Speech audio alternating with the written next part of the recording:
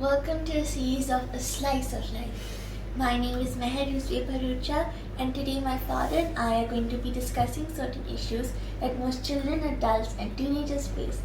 Ready? Yep. Okay. So this question is not from me. Okay. So how to overcome the childhood pain of seeing parents fighting day in and day out? Okay.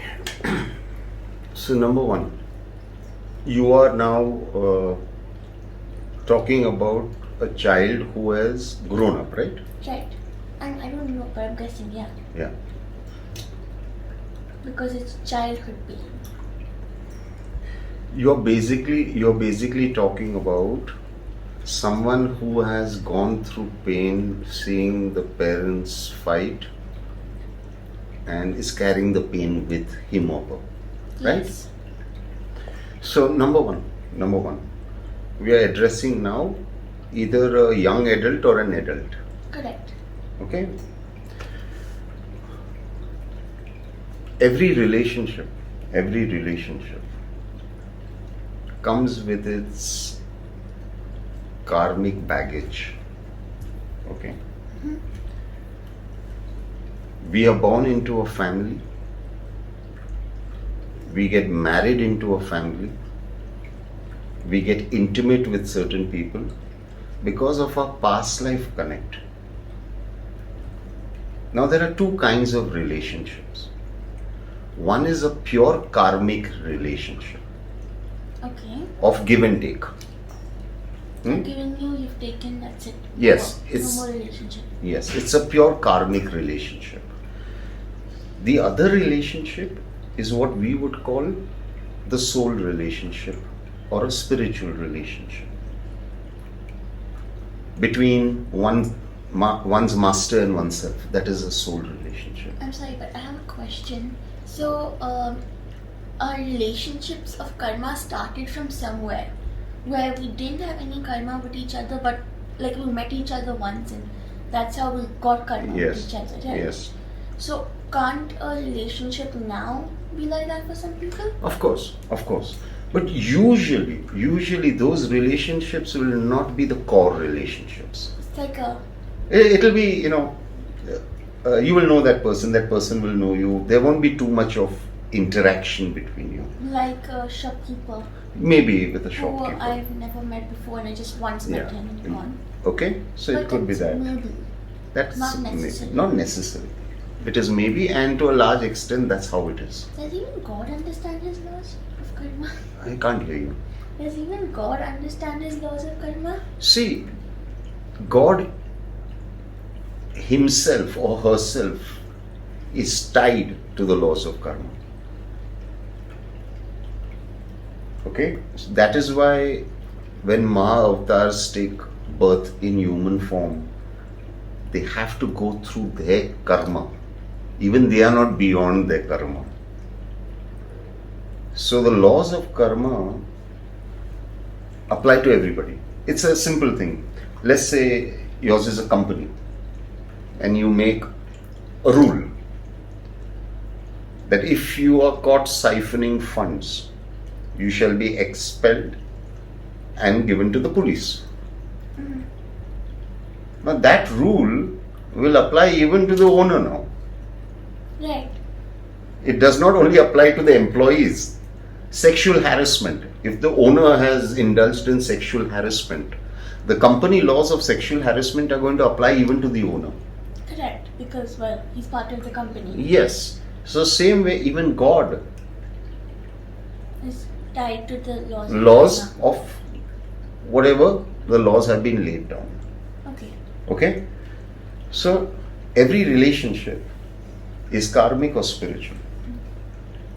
Now when a husband and wife meet, it's a very intimate relationship,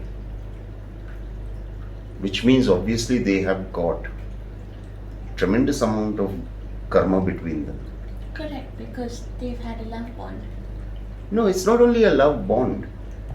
The fact, what are the most intimate relationships? Parents, children, siblings, spouse. They are the most intimate relationships. even in arranged marriages, are they the most intimate relationships when the two individuals don't love each other back? If the two individuals don't. They have to live with each other. They have to procreate with each other. Yes. They have to spend the rest of their lives with each other.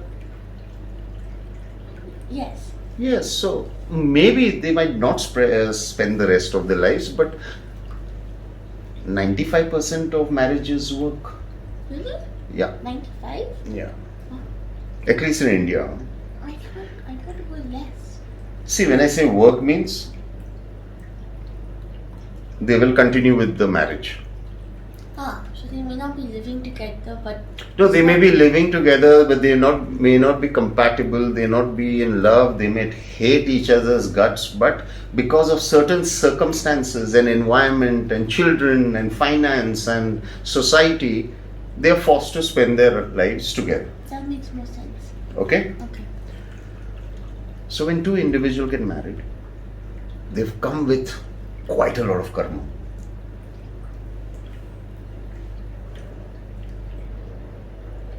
Usually in a marriage, why fights take place is because there is a power struggle that is going on.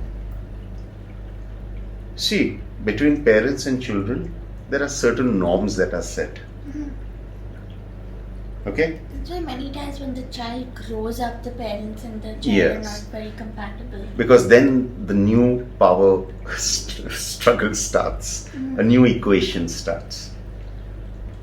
So let's say the husband and wife are giving each other grief and the children are suffering.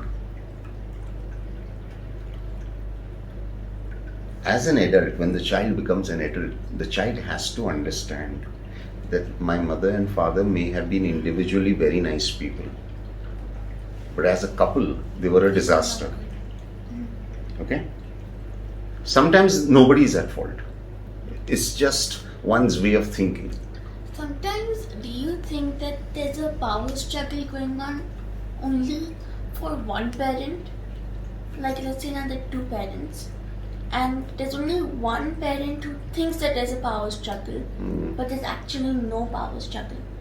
See, Does that make sense? yes, it makes sense. What I'm saying is, now let's say one parent has this kida, power kida.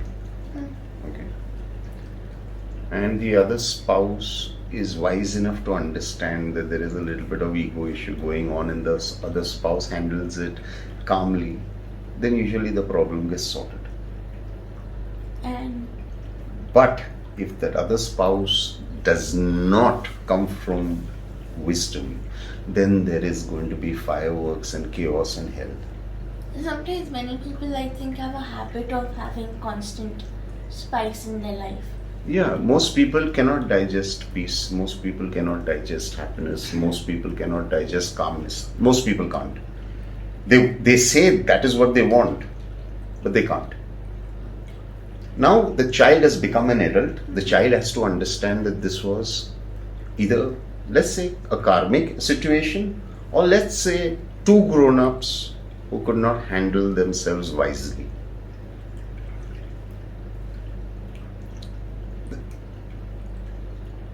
The child who is now an adult will have to understand that equation was between the parents. I have nothing to do with this equation. I have got no role in this equation. I think that child is holding on too much to their past. Yes. So, number one, what the child who is now an adult needs to do is to consciously every day make affirmations of letting go of the turbulent past. Manifest to the universe. Not manifest. No. No? You're not manifesting anything. What you're doing is you're sending certain messages to your brain. Okay? Isn't it manifestation? No, manifest. See, Self-manifestation. yeah, those are all fancy words, sweetheart. That means the same thing, right? Yeah, it means the same thing. You are sending certain subtle vibrations to your brain. Let go. Let go. What if this child is a child? Okay, he's still living with his parents, he or she, and the parent is still young, you know, can't move out, can't do things by itself, still dependent on them. Then what does the child do? still living in the same household. Let's say the parents' priority is not the child, okay, and they do not take into consideration how it's affecting the child. Yeah. Then the child really has no other option but to live with those two parents, right? So if the child has understood all this, then the child should also understand that my parents are stupid. Okay? No, why not? Why can't our parents be stupid? Just because they are parents, they are not all wise. We are not all wise as parents. So the child will have to understand that these so-called adults are behaving like children. I will have to preserve my well-being and sanity and not get affected by it. These are very mature thoughts. Yeah, but baby, you're telling me the child has already understood this. So I am assuming the child is mature. The child has understood this. I'm saying that this is what's going on with the parents. And the parents' priority is not the child. So then, that's a situation. So then what the child should be doing, because remember, we don't even know the age of the child. Is the child 5 years old? Is the child 14 years old? If it's a 14-year-old child like you're mature enough to now understand that people are different, people react in different ways, and I am not going to allow their reaction to affect my sanity. It's very easy to say that and to actually practice it, because some parents fight to a different level, That's what I'm saying. Physicality is involved, and it's violent and it's troublesome, and like not everybody lives in a big home to space out, They're like in a small tiny living room trying to continue their daily life while a lot of things are going on.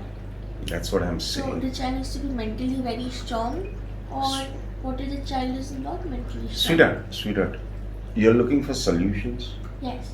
Now if you're looking for solutions, then the first solution, if suppose let's say a 12-year-old or a 14-year-old by mistake is watching our video.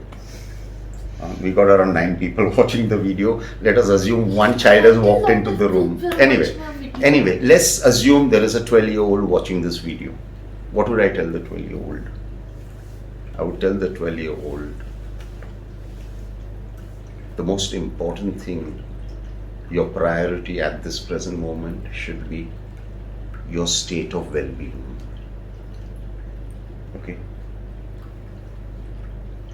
Don't compromise that state of well-being for any amount of noise around you. Is it difficult? It's going to be very difficult. Is it impossible? No. It's not impossible. So if it's not your priority, make it your priority. Yes, if it is not your priority, you make it your priority. Don't get sucked in the madness of your parents. Love your parents, but don't get sucked into them. And make it very clear that you are not going to be used or sandwiched in this madness.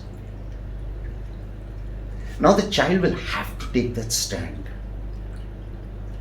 I was reading an article some time back where in America a 9-year-old girl called up the social service and said, I do not want to live with either of my parents. This environment is not good for me because they're whole time fighting. A 9-year-old. And she was given to her grandparents. But for that, baby, you have to take priority. And if you have grown up, you need to understand that your well-being is most important. You can't cling to something in the past. Don't feel guilty. You're doing the right thing. I mean, I think you're freeing your parents as well. Yeah. Okay? So that is very important. Second thing is, hopefully this experience has taught the child who is now an adult to be a calmer human being, more understanding spouse, a more caring parent. So even in something this convoluted, good can come out. But you know, the problem is, it has been noticed by psychiatrists and psychologists and social researchers that an alcoholic's son usually becomes an alcoholic and repeats the same pattern that he has seen being done by his father Or mother. or a mother. You know, ruining the family, violence, abuse. So I feel that experience has gone to waste. You should have learned from it and become a better human being. Meher, if you make your peace of mind your priority, okay, trust me, you will let go of a lot of baggage. If you make peace of mind your priority. How many of us make peace of mind our priority? Not many. So if you don't make peace of mind your priority, then you know what, even if you've got a reasonably good childhood, you will yet blame things on your parents. Because you'll play the victim. After a point, you can't really blame your parents. After a point, you should not be blaming anybody.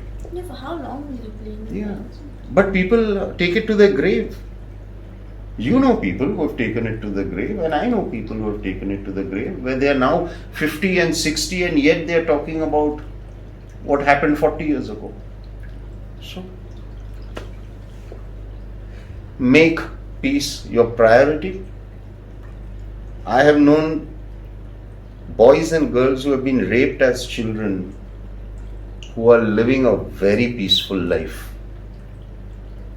because they realize that, you know what, I got raped once by that man. By carrying it with me, I am raping myself every day. So they have dropped it and now they are free. So make peace your priority and you will get peace. Make chaos your priority, then sweetheart, you're going to be riding on the back of a very, very angry tiger. Okay? Okay. Okay. Okay, Baba.